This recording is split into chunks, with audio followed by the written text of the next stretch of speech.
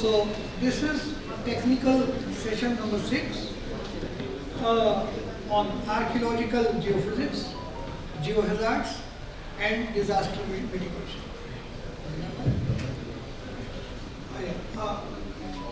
Can you hear me please?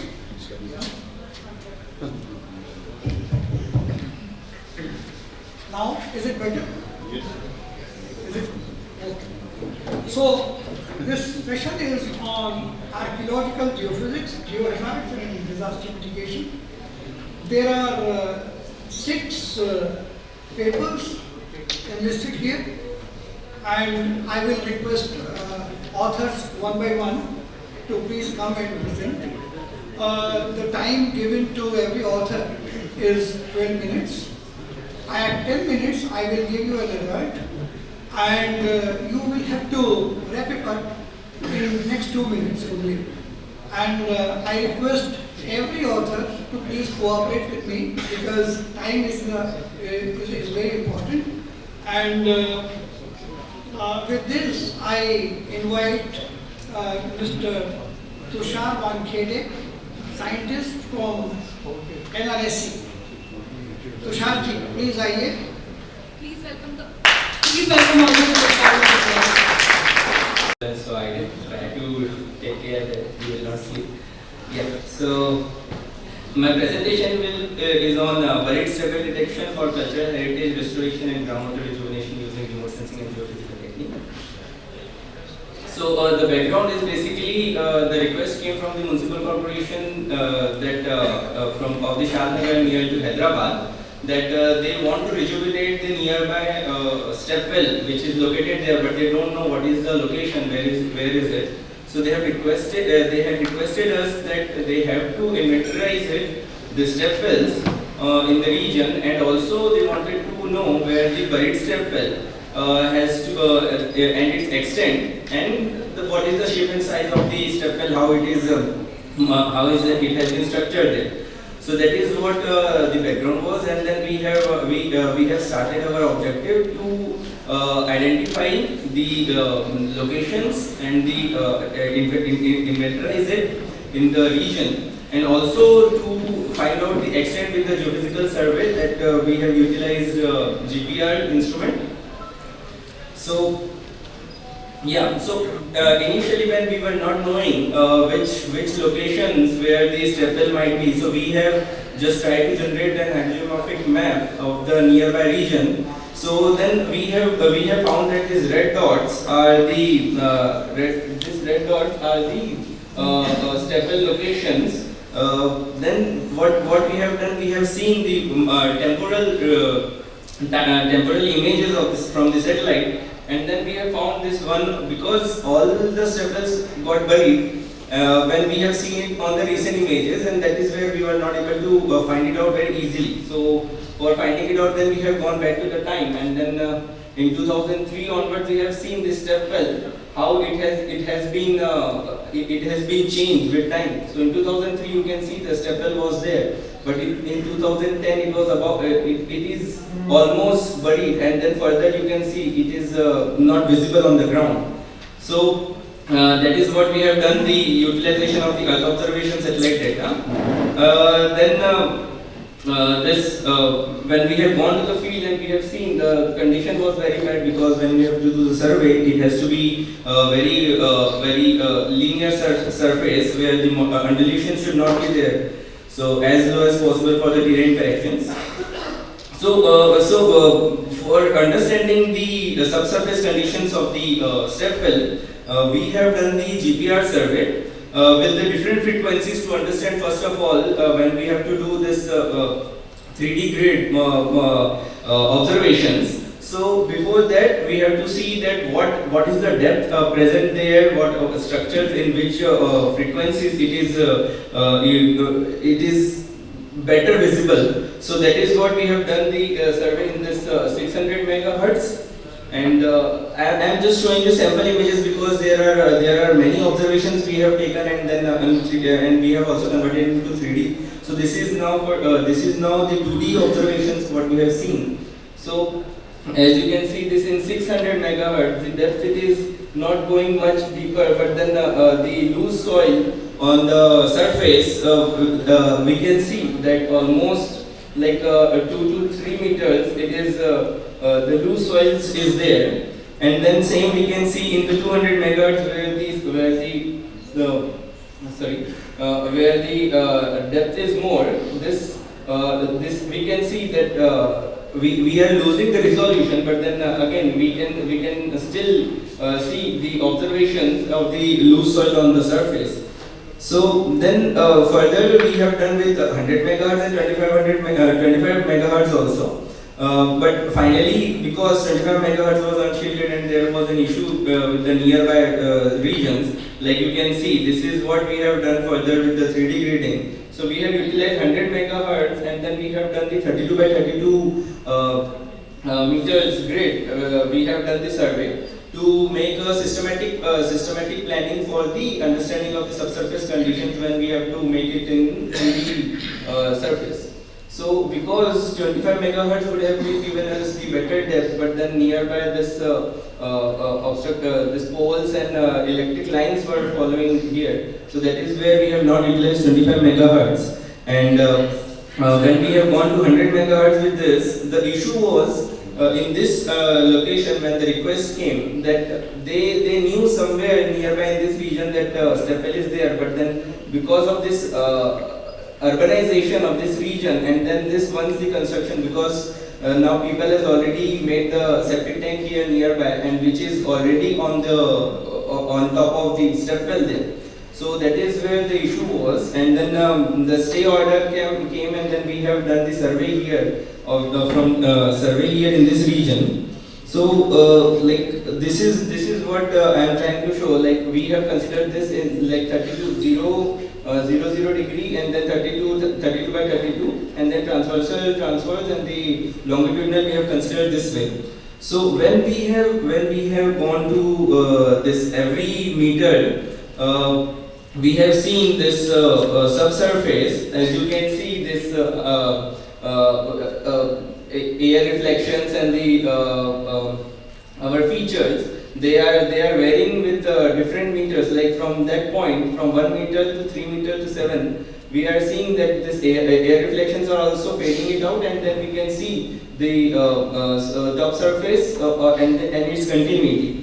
So that similar way, from that same point, when we will be seeing in the longitudinal profile, the same, like here the issue was when the subsurface wall was there. So that wall reflection was coming from that 1 meter, and that same reflection, it is, you can see this, it is because of that region where we have pointed out. I'll show it further when we'll go to the 3D. So this is all 2D from each and every grid, from 1 to 7 meter grid. I am just showing the example. So this is how it is. Now you can see very nicely the continuation, but then the change in the amplitude of the signals. So then we have this after seeing the 2D profiles, we have tried to convert it into 3D, where we just wanted how the structures are varying. So then finally, when after converting into 3D, we have seen each and every time slicing. The thing is how, because the variations in the subsurface, the rocks, the materials, and the materials which has been filled there, it is not much of a contrast it was showing there. But when we have done the gain amplitude, the gain in the signal, and then we have tried to see there the signals how it is changing. So I'll just show at that when we have done the gain, and then we have tried to see. So we can see in the starting depth only in this region we can see the gain, and then the nearby this actually basically this is the chamber zone where the chambers were present in the stepwell, and then in this side the steps are coming. So further we have made the how it has been seen in the time slicing. You can see there this from 0 meter from the surface, and then how the time slicing we have seen in this this is the stepwells, this is the steps where they present, and then this is the chamber zone. I'll just show you the schematic diagram of this when we have done all the time slicings and then each and every locations we have gone through. So this is what the probable schematic diagram we have came up with. So because the issue was that it has to go to ASI, and then ASI further for the restoration, they have to make the excavation very slowly, and then the structure should not be damaged. So that is what we have came up with this when each and every time slicing we have seen. So this is the zero, the surface, and this is going bottom, and then similarly this platform is zero, and then both sides is going bottom. So and then this is the septic tank which is on the top of the step well. So after all this, we have got the for the validation that okay, this is the stairs, and then these chambers are present. We have inquired a little bit, and then we have got some photographs, and then you can see these chambers are present at the edge, that box, and then these stairs are this. So basically, when we have seen this chamber and then this stairs, with our GPR knowledge, our local knowledge, and the satellite what EO observations, if you can see very starting, we can see actually these so we can see actually this chambers and then the steps there, but then still it was not that clear. So that is where GPR helped us. And then finally, when we have gone to this schematic diagram confirmation, we have made the final structure. To conclude, now only 2 minutes. Yes, sir. So finally, we have made this final how the step will look like, because after seeing this only the ASI it will be helpful to ASI when they will be trying to excavate it. So this region is basically the septic tank region where they have made the septic tank, and then this is the steps which is going down, and this is the chamber which we have seen in the photographs, even in the GPR image, GPR signals. And then this region, the Alif region, is the lowest of where the water is always available. So that is what we have tried to see in each and every time slice depth. And then finally, what my conclusions is in this study, the importance was the Earth observations, that temporal images, and the GPR, which was very much useful for us to understand the stepwell structures. And then we have inventarized the locations where the stepwells were there. And finally, it will be useful for the cultural heritage rejuvenation, and then it will be further used as a groundwater source, where as it was important as early, where the groundwater was not that continuously available. So this was the only source where the groundwater people used to get. So then further it will give us the understanding how the groundwater, because this region is very less annual rainfall is there. So this will help further for the local people and for the cultural heritage. So this is what the study was about. Thank you.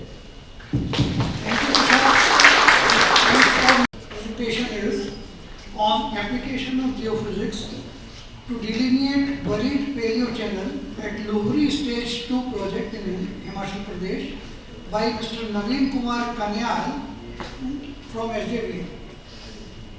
Naveen? Yes. Okay, can we please have a round of applause for the author? Myself, Dr. Limbachiya. Currently, I am working as a manager Geology in SJVN. Today, my topic is application of geophysics to delineate the buried channel. This is one of the case study of our project Luhri Stage 2. Luhri Stage 2 project is proposed to construct on the river Satluj and fall in the district of Shimla and Mandi of Himachal Pradesh. A complete gravity dam of 71 meter height from the detached foundation level, and underground powerhouse and other structure are proposed on the left bank. During geological mapping, we recognize a thick terrace deposit resting over the dolomite and limestone observed on the right bank of the project area. The surface of the terrace is elevation 820 meter, and the riverbed level at the dam axis is 718 meter. And and FRL of the project is 755 meter. Presence of buried channel in the vicinity of hydro project, mainly powerhouse and dam component, play a very important role to fix the layout of the project, design and cost of the project. To delineate the suspected buried channel, initially a combined geophysical survey, RAMI and MASW and ERT has been carried out from the terrace. After getting the idea from the geophysical survey, we also investigate the area through core drilling to evaluate the correct dimension of the Paleochannel. This is the geology of the project. The main rock type of the project is dolomite and limestone of large group and Tattapani formation. This is the stratigraphy given by Dr. Sharma in 1977. And this is the photograph of the terrace deposit. You see, we mark the possible inlet of this Paleochannel. How we mark, we will discuss in next slide. And this one is the geological map of the area where in green color you see the thick terrace deposit. And this is the layout of the project. This is the dam axis. This one is powerhouse, transformer, and all other structures are placed in the left bank. And this thick deposit are is present on the right bank of the project. This pink line, this pink grid is marked that area where the geophysical survey has been carried out. And geophysical survey carried out by MSATES, Advanced Technology and Engineering Services, Luhri. Two types of geophysical survey have been carried out, RAMI and MASW, and second one is electrical resistivity. Electrical resistivity survey concludes that the subsurface material has a resistivity value ranging from 0 to 12,000 ohm meter. The section line indicates high variation with the resistivity from low to high, indicative of varying degree of weathering. Low resistivity values present in the upper 1 to 60 meter range. That indicates highly weathered strata or overburden, you can say. And below 60 meter to 100 meter high resistivity value indicate low to moderate weathered strata. RAMI and MASW also conclude that the upper layer comprises soil or high weathered rock or overburden, you can say, from 0 to 60 meter range. And after that 60 to 100 meter moderate weathered rock strata, and after 100, below the 100 meter, there is better rock strength. And after getting the idea from geophysical survey, we have 17 number drill hole has been carried out to know the exact dimension of the Paleochannel. Here in this figure we can see that this is the drill hole numbers K1, K2, K3, K4, K5. This one is Kotlukad, and this one is our river Satluj. This is the confluence point. And first we have carried out drill hole in the inlet portion K1, K2, K3. You don't have a section? Yeah, next slide. Please go to the section because nobody can understand from you. Okay, this we have on the basis of drill hole data. We plot 7 geological sections. This one, section 1 dash, 2 dash, 3 dash along the Paleochannel. In next slide we will discuss. And this is the overburden. This is the detail of the drill hole data. That is, if you see, this is the drill hole number D3. We have overburden up to 96 meter. In the drill hole D6, we have 116 meter overburden. In D15, we have 142 meter overburden. And in K3, we have 45 meter overburden. These are the geological section we have prepared. And this one is KK dash. This section is prepared in the inlet area of the Paleochannel, and this we assume that this K3, which have maximum depth of overburden, that is 54 meter, and this width of the Paleochannel is marked on the basis of the FRL of the project, and we have maximum depth of the Paleochannel in section 55 dash, where we get 235 meter overburden, and in inlet area we have 54 meters. So how this is how we plot this Paleochannel configuration and how we calculate the length, width, and the deepest foundation level of the Paleochannel. So the maximum width of the Paleochannel is 235 meters, and maximum depth of the overburden is 64. This is from the FRL of the project, and total length is approximately 1 kilometer. So this is how we calculate the dimension of the Paleochannel, and this is the conclusion that how we calculate by using geophysical method and drill hole data, how we calculate the configuration of the Paleochannel. Thank you.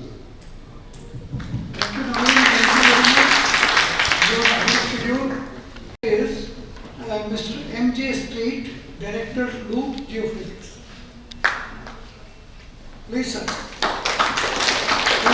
I've had a long career in some 50 years, and in looking at near-surface geophysics and doing a lot of mineral exploration as well. And when I first retired, my first retirement some years ago, I looked at, reviewed a lot of what I've done and realised there was a system that didn't exist on the market that we needed as a community to better define the subsurface. And really, a lot of what I put into that came from my experience in Australia, in Africa, and working on a big groundwater project in Orissa during the 1990s. Is we couldn't really define the conductivity of the near surface in 3 dimensions nearly as well as we should, given the availability of modern electronics. So one of the sites, this working? One of the sites I was interested in doing was a playing field in Perth. It's within it's a bit more than 100 metres from the coastline, and I'd done surveys there around 2006, and following that with my students from Curtin universities, and we did a lot of frequency domain EM, we did GPR, we used magnetics, we did some resistivity, we did some gamma radiometric surveys as well. But nothing really gave me the answer that the town council wanted about this playing field. So what was it they wanted? Well, they understood it had been a landfill site at some time historically, but they had no records. They didn't know how deep it was, they didn't know how thick it was, and the top was gradually collapsing in. It's making a very uneven playing surface. And they wanted to play cricket on it, and they wanted to play football on it during the winter. There it is. This is the Indian Ocean on the left. Your left. The surf club, 200 metre long playing field. There's a cricket pitch in the middle. I'm told this is where Glenn Maxwell learned to play cricket, and he used to knock balls out off this pitch down to the beach. And you saw last night, of course, all of you stayed up late night to watch Glenn Maxwell knock balls into the stands. I'm reliably informed. I haven't confirmed that rumour. So we've got and particularly it was very uneven to the north here. Now, after it was a landfill site, the Australian Army Corps of Engineers covered it over and turned it into a playing field as a community service project. But there was nothing known about it. Yep.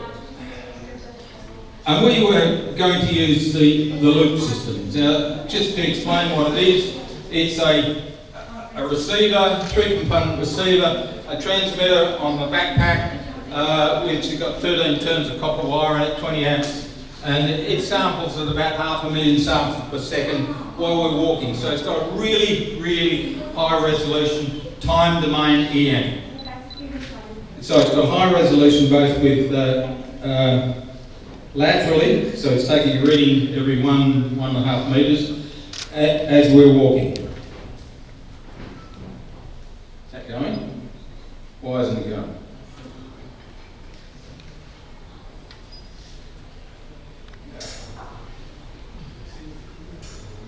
wouldn't it? Work, yes, I work as a movie there. Oh, okay. So there we are. We did an earth embankment with it, looking for,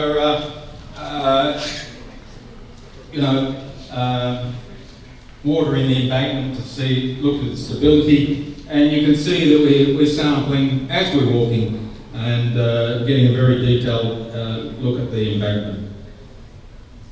And we use a tablet to monitor the data. Any Wi-Fi device logs into the system. You can use a mobile phone if you want, or any other Wi-Fi node device. Now getting back to the oval, this is an EM31 survey I did back in 2006, and you can clearly see this area of high conductivity, which is the rubbish underneath the oval. Really, really well defined. We did EM38 as well, slightly different pattern. We did some dual M, we did resistivity, but nothing really told us the thickness of it. It told us it was there. Magnetic survey shows different patterns, so there's some iron or ferrous material in the main dump, but you can generally see the outline of the dump, something like that, underneath the oval. And they've scooped out some sand and dumped it on the top. We collected loop data over it, and you can see clearly, particularly on the Z component, you can see this anomaly due to the high conductivity of the rubbish underneath the dump. And if we look at that, and that's our survey, and this was done in about 1.25 hours, I suppose. So up and down, about 5 kilometres of survey, at a roughly 5 metre line spacing. So really quick to do. And going down through round, we've inverted it. So I've got it at 0.5 metre, 1.5 metres, 2.5 metres. It's starting to disappear, so it's clearly not very thick. By about 4.5 metres, we're seeing underneath the rubbish. We're getting some lingering responses, but we're pretty much, it's no more than about 5 metres thick at the very most. Now as we go down, it starts to pick up some buried pipes here. And further down we're at 11.5 metres now, 12.5 metres. Now we're starting to see in the top of the water table. Now this area is irrigated, so it's an artificial recharge area in a sense. So we've actually got a slight mound of groundwater underneath the rubbish dump itself. And that water is slightly more conductive because it's passing down through the rubbish as it goes. So 21 metres, we're well into the water table. And a side-on view of it, and I wish I could rotate this, and I seem to, anyway, it won't work. This is the rubbish, and you can see that very thin layer looking side-on to a 3D model, and a slight groundwater mound underneath the rubbish itself. So we've done what I wanted, which is define this dump in 3 dimensions. We can actually calculate how, if we wanted to remove it, we can actually calculate how much rubbish how many truckfuls of rubbish. And it really was a few too many. One of the byproducts of the data is you can collect other signals like VLF data from Northwest Cape.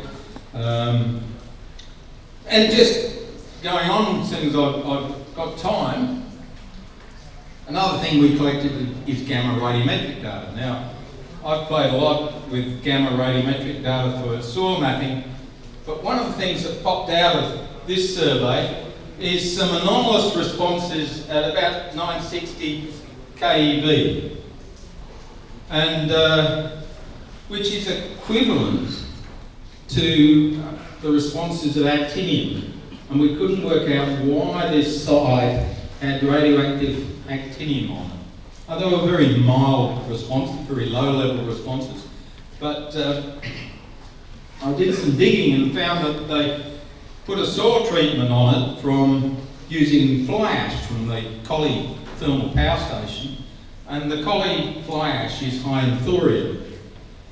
Now if you take thorium and look at its decay curve, it goes from thorium to radium to actinium to thorium-228, and then down here it goes to radon. These are the two gamma peaks around 960 keV, which are generally assumed to be due to actinium. After that, you get radon. The radon's a gas, it escapes. Our interpretation was there was a very thin layer in the surface which had thorium in it. When it decayed down to radon, it escaped, so we never saw the typical peak that you associate with thorium, which is the this one down here for bismuth, 21, I think it's bismuth or a 212 is the typical peak you use to map thorium. So just an interesting thing, trap for the unwary about using different data sets, but there's those peaks, particular peaks we're looking at that were due to actinium. We dug some pits after that to check. We had about 1/2 metre of soil cover, which fitted with our results. And then we got into rubbish, which we couldn't dig any further past, but we were certainly into rubbish 1/2 metre to 1.2 metres below surface, increasing rubbish as we went down. So, we built a system. It's got 50 years of my experience in the design of it, and what we wanted it to achieve, and it certainly achieved it at this site, and showing a thin layer of conductive rubbish over a groundwater mountain. Thank you. Next speaker is Mr. Dilip Singh Kushwaha, scientist from ISR. Mr. Kushwaha, please. Mr. Kushwaha will be speaking on magnetotelluric study on the intraplate seismic zone in the eastern part of Saurashtra region, Gujarat, India. Good afternoon to everyone. Myself Tushar Wankhede, and here I am from the Institute of Seismological Research, and here I am going to present magnetotelluric study of an intraplate seismic zone in the eastern part of the Saurashtra region, Gujarat, Western India. Magnetotelluric is a combination of magnetic field and electric field, and it uses the naturally occurring electromagnetic fields at the surface of the Earth to determine the distribution of electrical activity within the Earth's subsurface.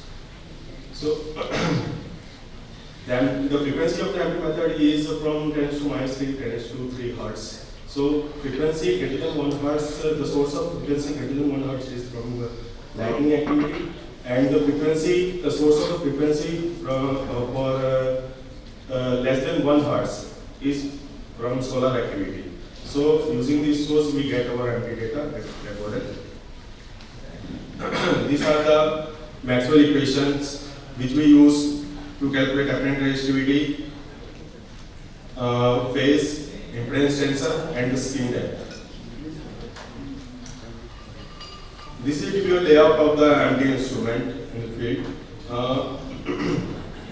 We deploy potential electrode in EX and EY direction in the dipole, and we install our magnetic sensors in X, Y, and Z direction.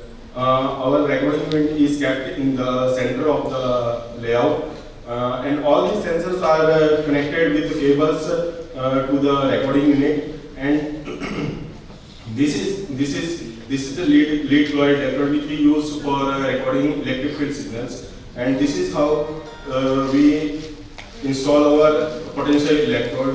We dug 1 feet deep hole, and we kept this electrode in this hole, and we pour some water and salt in this with this mud to maintain the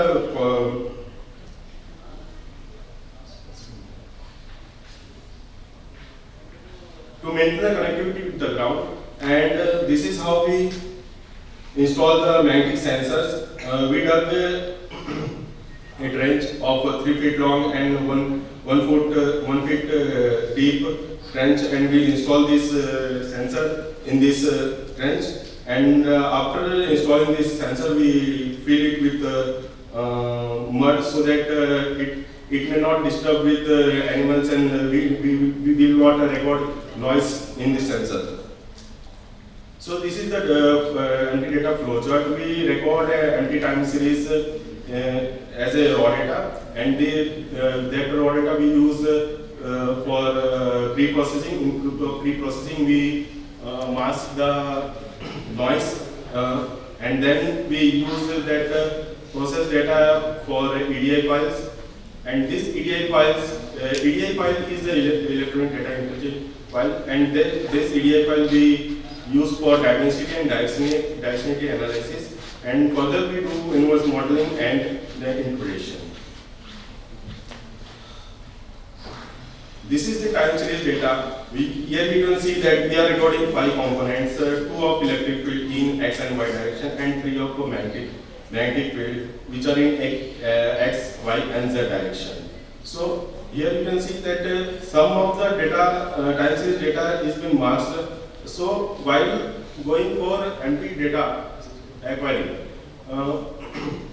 we take care of that the sites should be free from cultural noise, man-made activity, and of course the power line effect, so that we could acquire the good quality of empty data. Here you can see the upper panel image. Here the data points it is showing error bars, which is due to cultural noise or some other activity going nearby the site where we have installed empty instrument. In the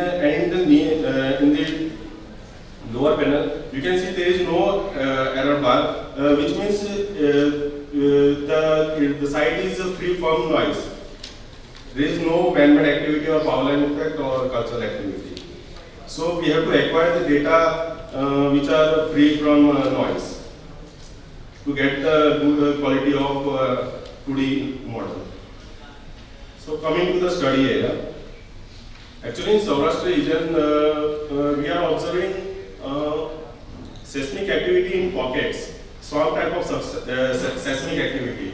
So the activity is observed right after the monsoon period. Means, so to find out the cause of that seismic activity, we have planned this empty investigation near the Bhavnagar district of Saurashtra region for characterizing the faults. The area around Bhavnagar is traversed by 2 major faults: the western margin Tembe Basin Fault, and secondly the east-west oriented shear fault that has offsetted the western margin Tembe Basin Fault. And the surrounding area has experienced 2 events which with main shock on 10 August 2000 with magnitude of 3.6 and on 12 September 2000 with magnitude of 3.8. So we have acquired total 15 number of empty stations along the northwest southeast profile direction covering 40 km length, and we have recorded data for high frequency as well as low frequency for 48 hours at each station with the interstation spacing of 3 km. So we have calculated dimensity and direction analysis. In dimensity analysis, we have calculated bar skew and shift skew. The bar skew is a measure of local 3D distortion of regional 2D fields based on impedance space rather than on impedance magnitude. And shift skew measures the impedance component difference to find out the deviation from the 2D structures. So in the shift skew and bar skew plot, here you can see that the majority of the data points are below the threshold value. In shift skew, the threshold value is of 0.2, and in bar skew, the threshold value is of 0.3. And directionality analysis, we have used the Becken-Buthard and Broom-Valley technique, and in both the techniques we have observed the regional strike direction of east-west. So here is the final 2D inverse model. Here we have observed a three-layered structure, and top layer is of quaternary and tertiary sediments underlain by Deccan trap, and the basement rock which we have observed is of granitic rock. We have observed a highly resistive body in the center of the profile with the maximum resistivity of 90,000 ohm meter. We have also observed two conductive zones, this one and this one. So this district fault we have observed we have inferred this as a shear fault, and also we have plotted the seismicity on the 2D inverse model. And what we observed that the seismicity is concentrated near the conductive zone. So we have interpreted this fault as cause of this triggered seismicity, and at the cellular depth means up to the cellular depth of 6 km, due to the presence of highly complex heterogeneous structure, the seismicity is occurring, and the fracture present in this area act as a conductor, and variation in the temperature and pressure will use rise to accumulation of local stress, and these trigger earthworm swarm activity in this region. Thank you.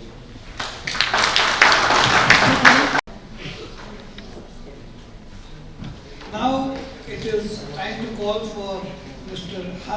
Limbachiya. Harsh, please. He will be speaking on site characterization of new broadband seismic stations in Gujarat region, Western India, using microtremors. Myself, Harsh Limbachiya. I am working in Institute of Seismological Research, Gandhinagar, Gujarat. And today I am presenting on site characterization of few broadband seismic stations in Gujarat region, Western India, using microtremors. So basically, what is microtremor? Microtremor is present everywhere in Earth. Microtremor is a low amplitude ambient vibration of the ground. Generally, it is caused by anthropogenic noise or atmospheric disturbances. So in anthropogenic noise, it is generated by man-made activities like running vehicle, industrial noise, or vibration generated due to home appliances like washing machine, vacuum cleaner, etc. And atmospheric noise is generated by nature due to temperature variations, heavy winds, oceanic tides, and also waves generated in Earth's crust due to the magma movement. So in seismology, we consider 1 to 10 Hz as a high frequency and 0.1 to 1 Hz as low frequency. So basically, microtremor is a mechanical energy which is travel through medium. It requires medium to travel, and it is this microtremor survey is also known as LFPS survey.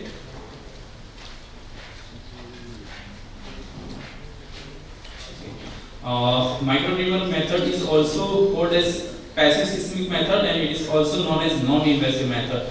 So first we see microtremor method is a passive seismic method because it uses ambient vibration of the ground which are already present. And if we see in master survey, we are generating energy by hammering weight on the ground. And the depth of penetration of microtremor method is about 500 to 1000 meter. But however, it depends on the underlying geology of the site. And the method is called non-invasive because we are not drilling at site, and we just simply install the instrument on the ground. Natural period of different sensors. So different instrument have different natural period. So natural period is basically a sensitivity of a sensor to record a lowest frequency of vibration. So if you see the CSIR instrument has a natural period of 5 seconds, this Probing instrument has a natural period of 10 seconds, and this Trillium instrument has a natural period of 120 seconds. So if we compare, then we record by using CSIR instrument, we can record a lowest frequency up to 0.2 second. By Probing instrument, we can record a vibration up to 0.1 second. But if we use the Trillium instrument, then due to its high natural period, we can record a flat flat velocity vibration up to 0.01 Hertz. And these all instruments are useful for site-specific studies. So applications of microtremors are we can estimate the average sea wave velocity up to 30 meter, estimation of predominant frequency and amplification factor of site. So predominant frequency is give us a depth to bedrock. We can measure a 1D velocity model, and also it is useful in identify the oil and gas reservoir using the VHSR technique, means vertical to horizontal spectral ratio technique.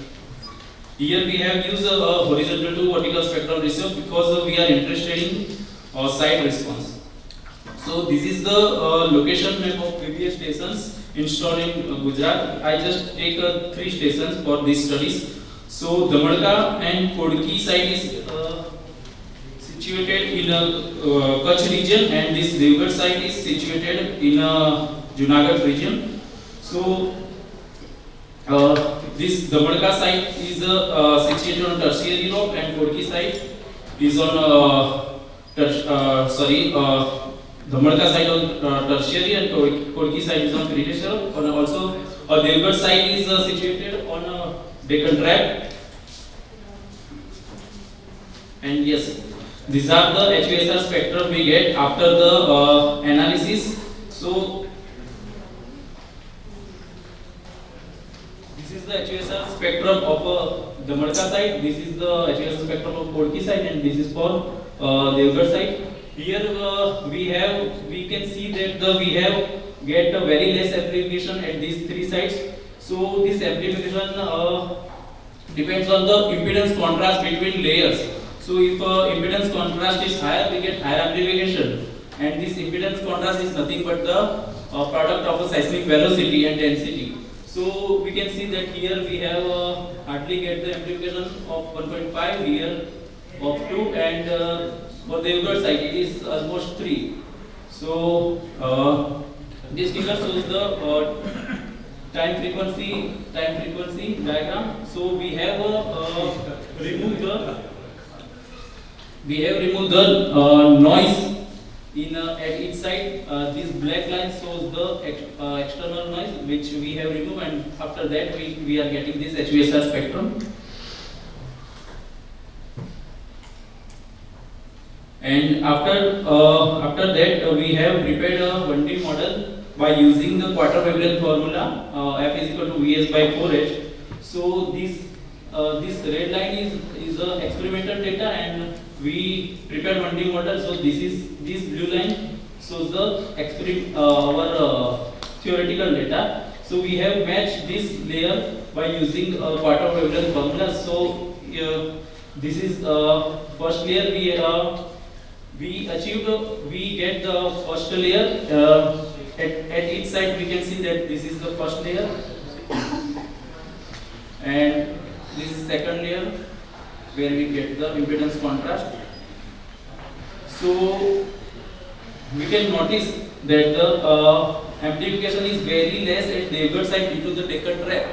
So due to the less amplification, here we are get the due to less amplification, and also due to the Deccan Trap, we get the higher depth compared to this Kodki and Dhawan site.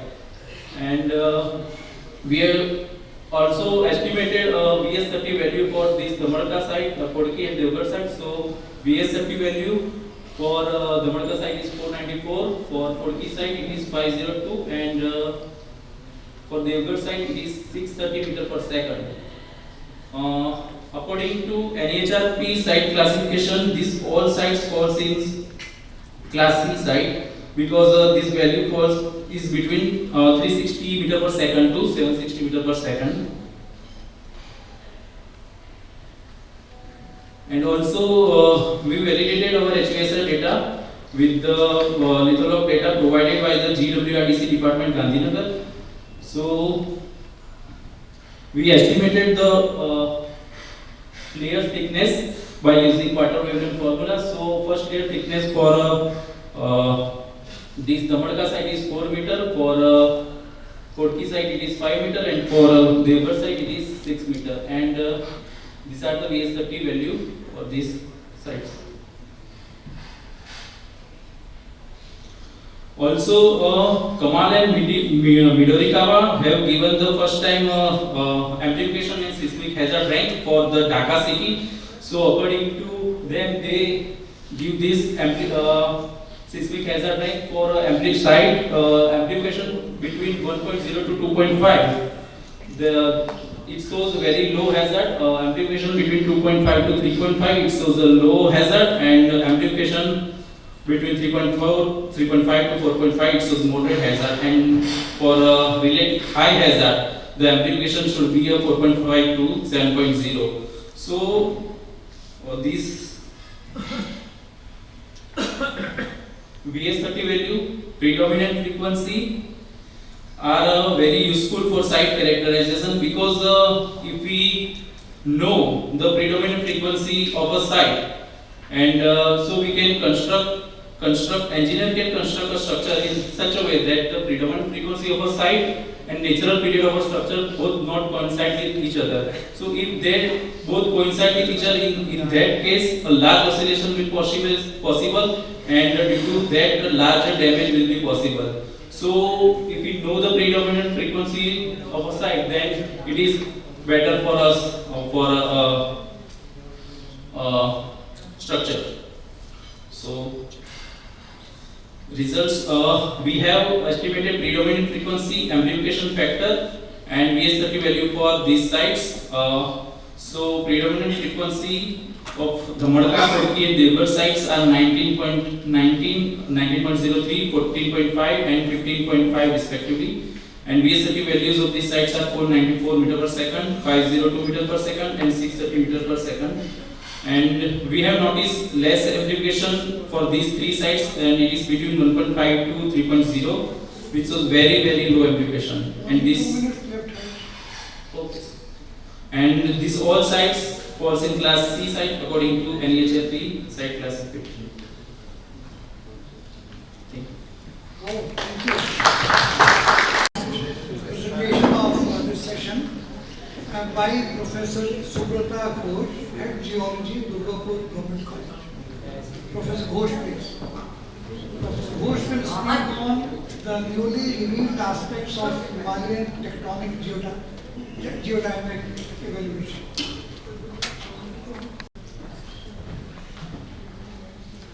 Good afternoon to all.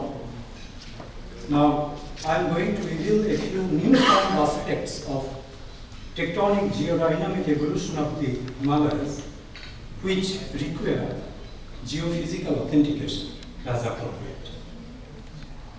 The structure of the talk has three segments. You see, location of the Himalayas and its neighborhood, the Tibetan Plateau and the southern region of the Tibetan Plateau, as if it is the southern border of the Tibetan Plateau.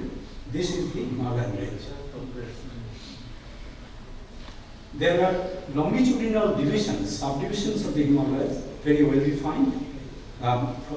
From south, there are sub-Himalaya, lesser Himalaya, higher Himalaya, Tethyan Himalaya, and Trans-Himalaya is beyond the Himalayan region.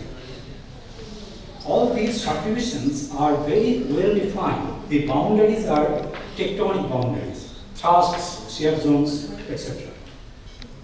In this, the satellite image that is superimposed the boundaries of the different longitudinal zones of the Himalayas. Their names are given, and you can easily recognize the elevational difference between these different domains. And I am adding to that lithostructurally also, each domain is different from the other. In this representative cross section, this is the Himalayan surface. From there to there, north is to our right and south is to our left, and this is the boundary between the Eurasian continent and the Indian continent. Southern boundary of the Eurasian plate is there, and this is the northern part of the Indian plate. The two most important aspects I want to draw your attention to is that look at the Himalayas all the major boundaries and the lithological units, they are northward dipping at low to moderate angle, except that boundary between the two plates. That is subvertical to vertical in orientation. So keep this in mind. I will explain later on as I progress. The principal observations that I have found is that the big picture of Himalayan orogenic evolution is not as complex as many people tend to think. The Himalayas had two stages in its life history. One was the birth stage and the other one was the post-birth growth and development stage. The India-Eurasia collision gave birth to the mountain belt, but its post-birth growth and development stage have been depending on the continued post-collisional northward migration of the Indian plate getting blocked by the Eurasian plate. That blocking wall is the northern wall of the ITS, Indus and Procedure. Such blocking generates a rebound southward push from the northern wall of the ITS that progressively folds and fractures the Indian lithosphere, thereby giving rise to the southward expanding Himalayas. In the next slide, I will explain that. And we get good recognition of such features from the disposition of the foreland basins.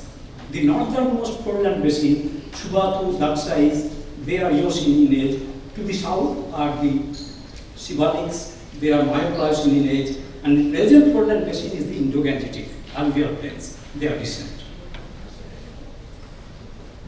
Here in this schematic, not to scale schematic, I am going to show you in the upper half, the birth stage of the Himalayas is depicted. In the lower half, the post-birth growth and development stage is depicted. This is the Eurasian relatively fixed and rigid Eurasian plate, the northward moving Indian plate. So at the time of collision, there was impact and there was that south-directed rebound push coming from this wall. That is a very important thing. And there was initiation of perturbations representing the birth of the Himalayas. These lithospheric stratifications, they were holding started. Assuming there was no aerial heterogeneity in lithology or rheology, and for the simplicity's sake, no thrust or fault is shown here. But I am drawing again your attention that in reality there are heterogeneities. In the northernmost part of the Indian continental plate, there are Tethyan marine sediments. To the south of that are the crystalline belt. To the south of that are low-grade lesser Himalayan belt, and to further south are the Sibalics. Now, in the second stage of Himalayan development, the continuation of the northward migration of the Indian plate is there. So, as a result of this southward directed active push, the whole mountain chain, whole thrust mountain chain is widening further to the south, and it is increasing in its altitude as well. So, these are the two principal stages and the main reasons why it is happening so. There are in finer details, there are so many things, but the broad geodynamic tectonic scenario I am trying to explain. Next, now I was talking about the occurrence of lithological and geological heterogeneities. So what happened? Because of their existence, so originally there was unconformity between one unit to the other. And those unconformities led to the initiation of the thrusts. So localization and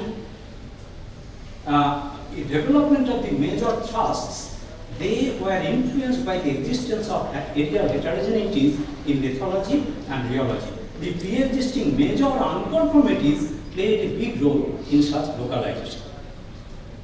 Of the major four tectonic discontinuities, namely the STDS to the north, MCT, NPT and MFT, the STDS, South Tibetan Detachment System, that clearly shows signatures of tectonic inversion. So no other boundary is showing that inversion. So what is inversion? Inversion means some thrust movement was going on, the same tectonic zone is reactivated, say, in normal fault manner. So that is reactivation. Some normal fault, if it gets reactivated as a thrust fault, we call it reactivation and inversion in structure of time. So STDS is the only invert censoring boundary, no other. Now, the STDS, as we see it now, it's a extensional normal fault type boundary, but it has two other important stages in history. The first was unconformity, the Tethyan unconformity. The crystalline rocks were basement, over that the Tethyan sediments are deposited. Due to the push, southward push coming from north, that unconformity was, that turned into or led to the development of Tethyan thrust, southward, top to south shear movement, thrust movement. The same boundary later on, when there was height gained by the Himalayas, when there was instability, gravitational instability, then the gravity collapse, normal faulting took place, reactivating the same boundary. So STDS is showing that. In that sense, I would say that the STDS is a misnomer for the higher Himalayan crystalline and Tethyan contact, because the term only refers to the third or final stage, ignoring the two earlier stages of a distinct three-stage evolutionary history of that contact. First was unconformity, second was middle ductile top to south thrust shear zone, and the third was inversely reactivated top to north gravity collapse normal fault zone. MITZ, main inverse tectonic zone, would be a better term than STDS for the crystalline Tethyan contact. In this diagram, I am showing, that is an important aspect. Throughout, since its origin or initiation, throughout the life history of the Himalayas, there is a top to south shear domain. A kind of shearing is influencing the Himalayan structures. Okay. Now I am trying to explain that. This is the Himalayan belt. For simplicity's sake, I have not drawn the cluster faults, mainly the folds. So Himalayas, they are almost this wide. The southward push is coming from north. The lower part, that is, there are rocks underneath in contact. So there is less of cohesive resistance from the southward push. That is more in the lower part than in the open air upper part. There is no friction or cohesive resistance to this southward push. So that is creating a kind of shear type of movement. The top part is going to... Sorry? Only 2 minutes left. Okay, thank you, sir. So that's shear, and that is influencing the development of the Himalayas. All the major litho boundaries, the lithological units, they are all northward dipping. You see, this is explaining it very well. And add to that, increasing ductility and flowability of the stratifications in the lithosphere. The next point of major observation, the broad similarity in age between the MCT thrusting. MCT took place in ductile condition much below the surface of the rock, whereas STDS normal faulting took place much above, near the surface. The broad simultaneity between those two movements have nothing to do with a particular deformational scheme like extrusion tectonics or channel flow. They are simply due to the movement along the MCT and due to the attainment of high altitude by that time, due to the Tethyan thrust, there was some kind of gravity collapse going on, as a result of which the STDS developed. The structural design of the crystalline domain clearly represents a large-scale overturned South Virgin antiformal fold geometry rather than something else like extrusion tectonics. You see in this diagram, the F2 folds, so-called F2 folds of the higher Himalayan crystalline domain, they are developed in various scales, starting from microscopic to hand specimen to exposure scale up to that entire one big antiform. That is what I am thinking. Many data are indicating that. Okay, just 1 or 2 minutes. Please conclude. Please. Okay. This is showing an ionite grain, the high-grade Barovian metamorphism that is folded at the F2 hinge. So kyanite was earlier than the F2. These again here you see the storolite pulled apart and stretched storolite. The MCT stretching that has affected those rocks, those minerals. So the high-grade metamorphism was earlier than the MCT stretching. These are garnet grains. You see, these are elliptical garnet grains on the foliation surface, exposure surface. This is the stretching lineation due to MCT shearing. So those garnets developed prior to the shearing.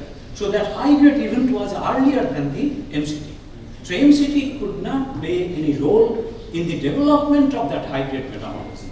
My understanding is that the F2 folding, which was occurring in large scale, that affected an upright metamorphic sequence, and in the inverted limb of the F2 fold, we see the inverted metamorphism. The MCT and the F2 folds are related in a very nice way. So kindly come to conclusion. Okay, just 1 minute. In the northern part, this is the upper boundary.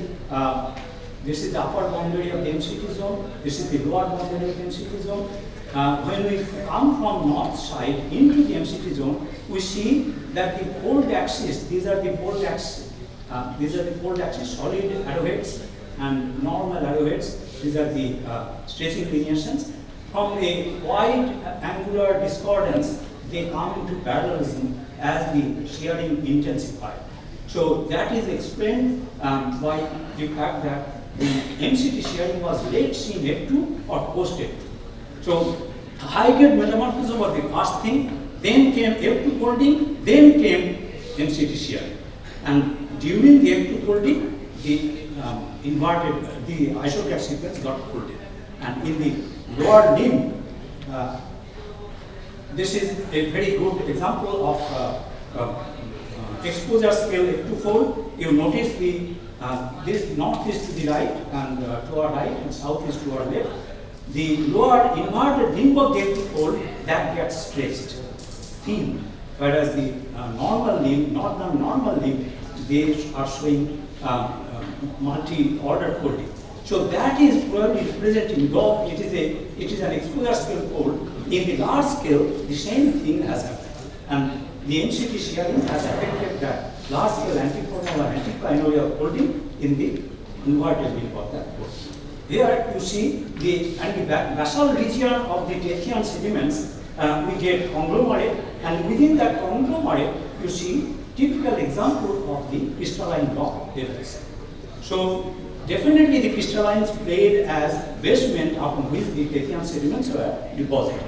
There is no doubt about that. So unconformity that I was speaking about, that was there. Then the Tethyan thrust until 1990s, in literature there are so many mentions of Tethyan thrust. And the same thrust zone has been recognized from 1992 as the South Tibetan detachment system. So These you are can skip this slide. You can skip. Okay. There are just two examples of the, this is crystalline rock, typical gneissic rock. This is a typical Tethyan bedding sedimentary rock. This is from a fossiliferous area in northeastern Garhwal called Lokthal.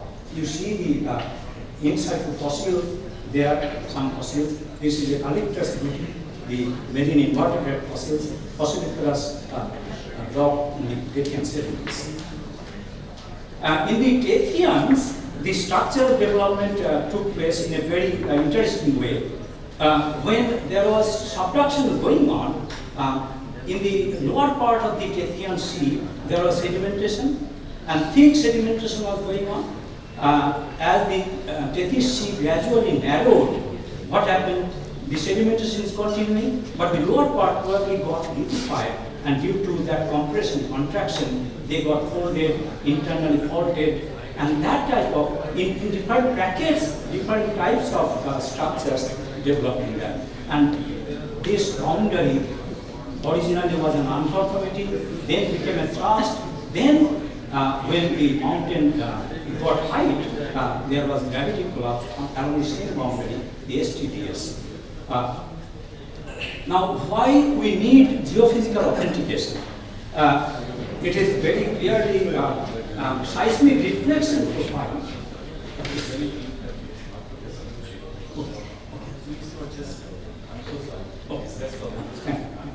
Okay. In Canada, the snorkels transit there. So, okay. Thanks. So the conclusion is that now that the big picture of the tectonic geodynamic evolution of the Himalayas is well revealed from the geological viewpoint, it is imperative that the geophysical verifications and authentications are undertaken very soon. The better we know about the evolution of the Himalayas, the more beneficial it is for the human civilization in many ways. This is my dedication. Thank you. Thank you, Coach. I invite all the speakers to come over to the dais, and I request audience to please show me your questions. And while asking questions, I will request each one of you to please identify yourself first, and then name the speaker to whom you are asking the question. Thank you. The second thing is radiometric observations. What is it that will help you characterize the landfill area? These two aspects. One is VLF and the other one is radiometric observations.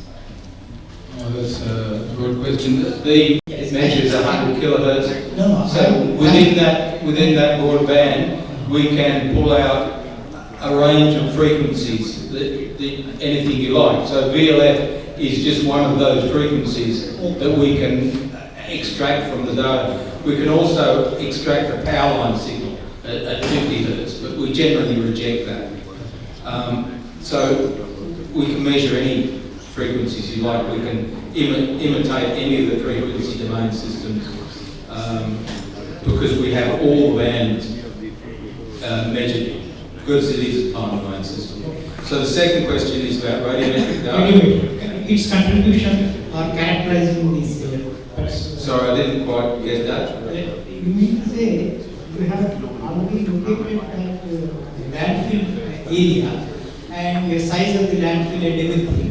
What is the radiometric data additionally giving information? What additional information? Oh look, we only did the radiometric data because we had it in the vehicle at the time. So it was a 16-litre airborne radiometric pack, and it was hooked up to the system. So we decided to collect radiometric data, but we have used similar systems to map soil types using radiometrics. So potassium, uranium, thorium, and total count are good indicators of weathering processes. So that's the information you get from radiometric data. Thank you. Can you identify, madam? Myself? Yeah. I've come as a companion, but I'm Sushmita Ghosh, who is a GIS consultant also. Thank you very much. Thank you very much. So, Mr. Sri, do the loop equipment carried by the surveyors have any adverse effects on the human body? No. It's, we did consider that in the design very carefully. Firstly, the backpack is a military backpack and it's very adjustable for body shape.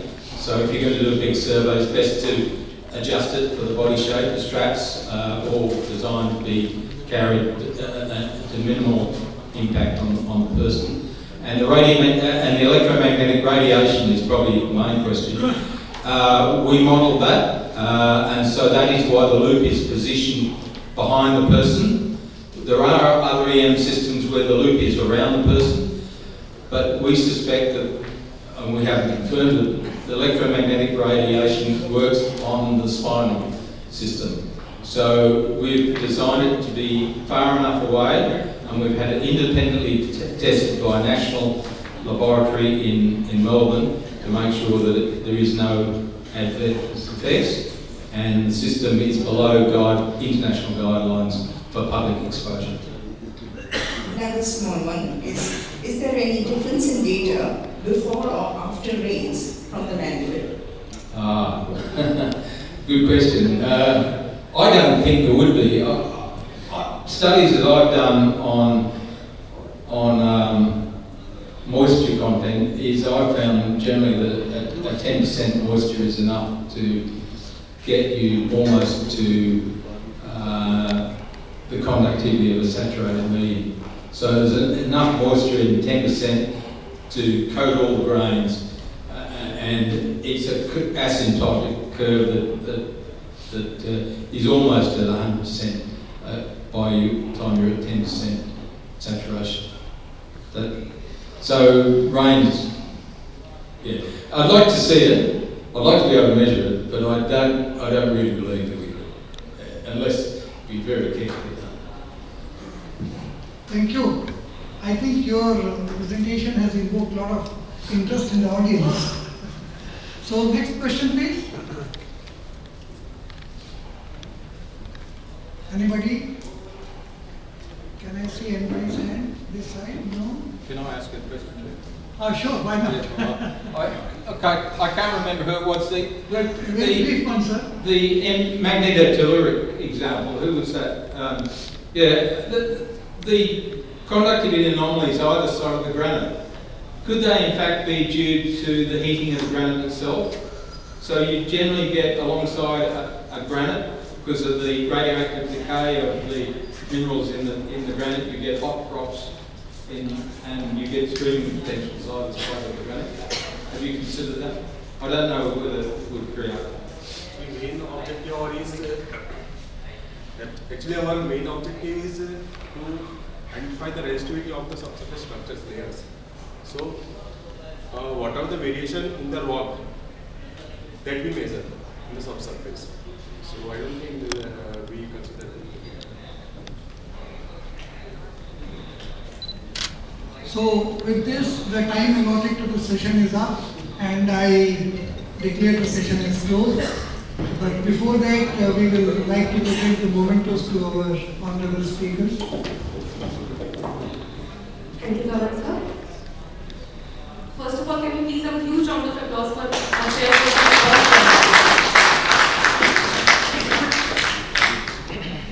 Now, I would like to invite Dr. Dhawan on stage to facilitate our speakers with the memento. Continue with your brothers. Next is Mr. Naveen Kumar Kanyan, Dr. Naveen Kumar Kanyan.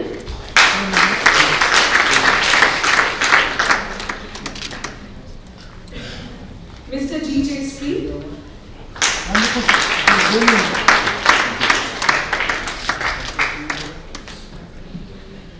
Mr. Harsh Limbachiya.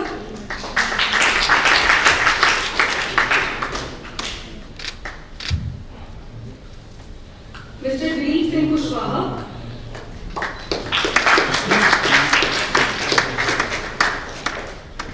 And Professor Subrata Ghosh. बहुत interesting था और मैंने आपका PhD का paper भी देखा है जी thank you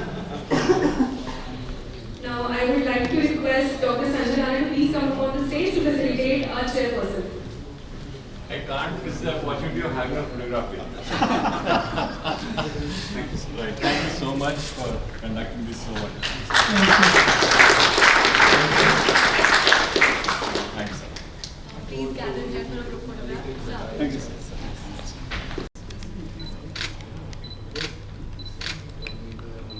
I am going to make this announcement once again. We have our posters at the back. Please have a look. And we have a tea coffee break right now in the same exhibition area. For the most important session of this conference. That's what we call the concluding session, in which we deliberate upon what happened and we try to put a future map together, right? How do we take it further? So that's a very important session, so just don't leave it. You will also receive your certificates from the same session. And yesterday, there have been a lot of activity on the group which we created, NEERI Surface Geoscience group, but many of you have not joined that group. Now, if you don't join the group, I'll just tell you what all you're going to miss. You're going to miss all the memories, that is no photographs you will get except from that group. You will miss all the presentations which are made in this conference because all the presentations will be posted on that WhatsApp group. So I once again request you to please join the group. And for doing that, there is a stand here. There is a stand where you can come. And this is a WhatsApp group. Just open your WhatsApp camera and join the group. And if you have any problem, volunteers here will help you. There are volunteers from RGPIT. Are they here in the room? Please, just help people to scan this and get the WhatsApp group installed, please. Okay? Come, let's do that. Okay. I'm also very pleased to tell you that our conference has got excellent media coverage. Do we have this here? These are the media coverage we have received in different newspapers. This is Indian Express, and then we have Outlook. We have this paper which I can't read whichever it is, but this we have Punjab Kesari, we have Navodaya Times, we have Amar Ujala, Aaj Samaj, Dainik Bhaskar, India News, the Tribune. Right, so as I understand, some 19 to 20 media houses are covering this. These are the clippings I could get till now, so I think a cheers to all of you for making it successful. And we have to take near surface geophysics to the next level. And for that, I once again invite all of you to become a member of Society for Near Surface Geophysics on a complimentary basis without any charges for 1 year. So there is this scan me poster here. Please scan this. You will be taken to a small form. Just fill the form and you automatically become a member of Society of Near Surface Geophysics. And then together we can take this forward and make all the decisions in future. Will we do that? Yeah. We are doing that? Yeah. Good. Thank you so much. So let's please do this. Thank you. And now we'll break for tea, and after tea we'll meet for the concluding session. See you then. Thank you.